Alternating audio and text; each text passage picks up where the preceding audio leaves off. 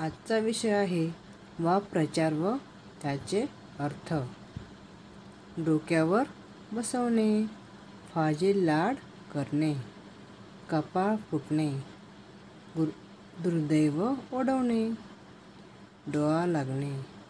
झोप येणे, कानोसा घेणे, अंदाज घेणे, चाहूल घेणे, नाक उडवणे, थट्टा करणे, नाक कापणे, अपमान करणे, दातओठ खाणे, चीड व्यक्त करणे, दाती तृण धरणे, शरण येणे, तोंडात बोटे घालणे, आश्चर्यचकित होणे, हातचे जाणे,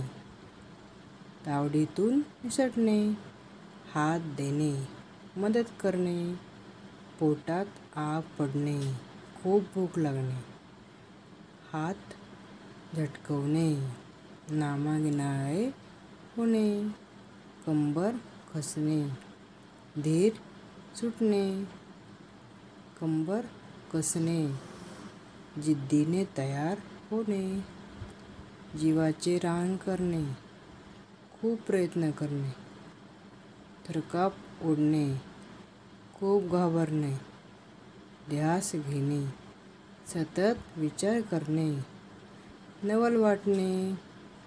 आश्चर्य वाटणे, नाव मिळवणे, कीर्ती मिळवणे, ध्यास घेणे, सतत विचार करणे, नवल वाटणे, आश्चर्य वाटणे,